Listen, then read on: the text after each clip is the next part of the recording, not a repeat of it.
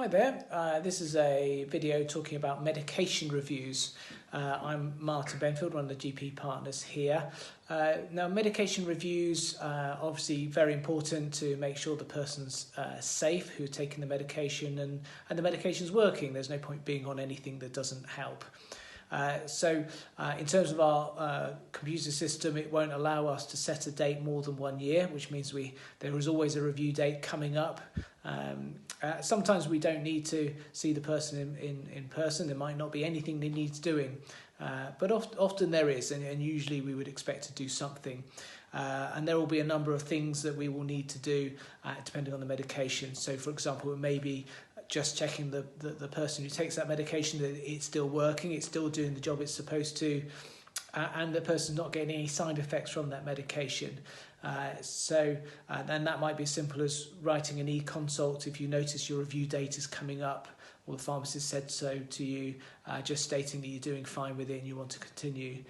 There will often be other things that need doing. So for example, if the medication is for blood pressure, we will need a few blood pressure readings at least once a year.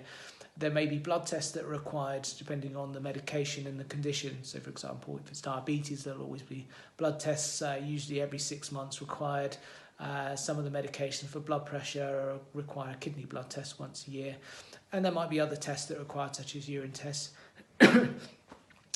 So the more that you can do to help us out, the better. I mean, it means that obviously we can concentrate on other things, and it also often means that you don't need to book an appointment and wait around at the surgery to be seen. So sort of things that might help speed things along with medication reviews would be, like I say, an e-consult saying about how you're getting on with the medication, if ever requested a medication review.